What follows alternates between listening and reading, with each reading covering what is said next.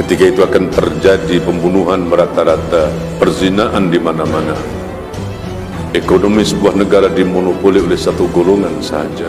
Amanah disia-siakan. Zakat dianggap sebagai cukai. Laki-laki tunduk kepada kemauan kaum wanita. Anak-anak derhaka kepada ibunya. Pergaulan bebas merajalela. Anak-anak zina memenuhi jalan-jalan raya. Masjid-masjid sudah dijadikan sebagai tempat pergaduhan. Dipilih pemimpin dari kalangan orang yang paling rosak akhlaknya.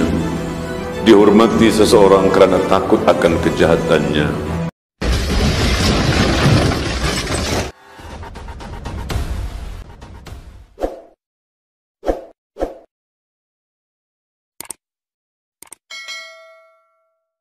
Subhanallah. Lagi Nabi mengatakan, ya'ti 'alan nasi zamanun ru'asa'uhum kal asad wa wuzara'uhum kadh-dhi'ab wa khudatuhum kal kilab wa kathirun nas yawma idzin kal aqnam.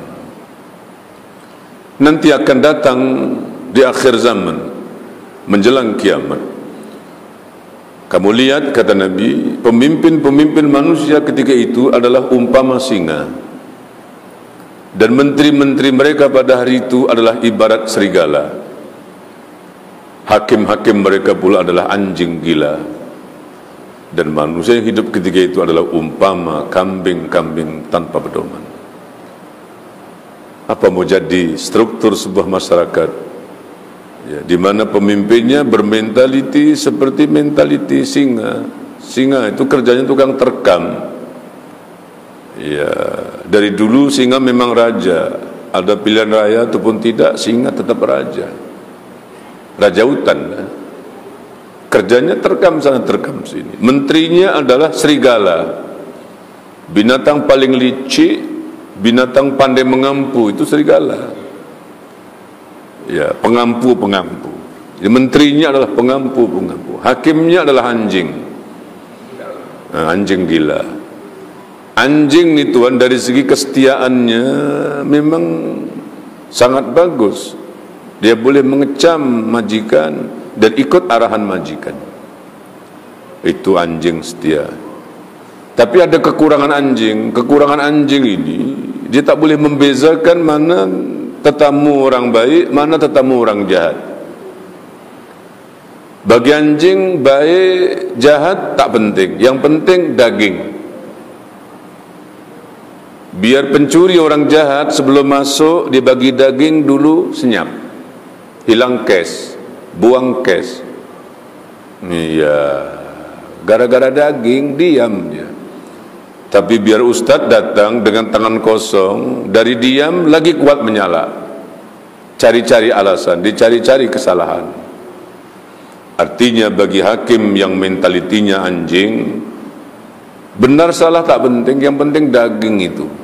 Suapannya, nilai sogokannya, nilai bendanya, materialnya, uang, boleh saja jadi yang benar salah, yang salah jadi benar.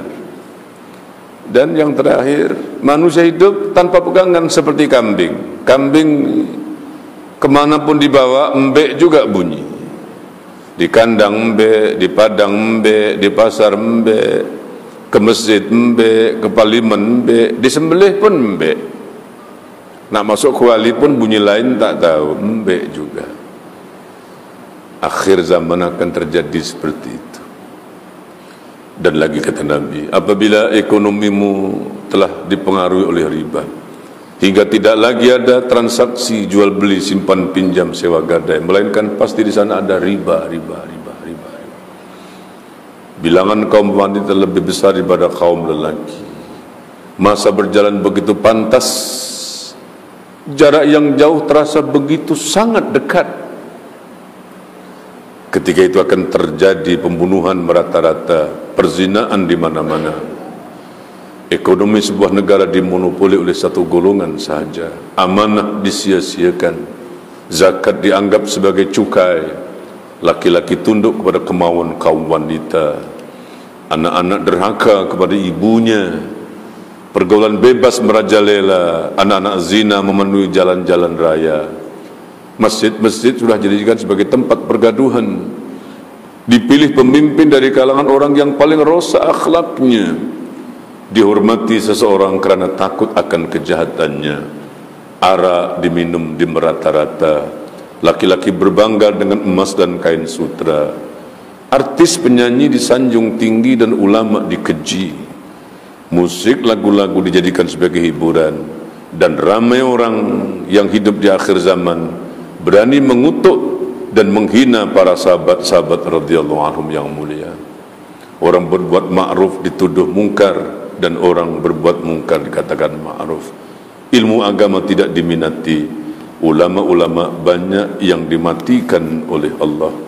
Hingga yang tinggal adalah orang-orang yang jahil. Dia memberi fatwa, fatwanya sesat dan menyesatkan.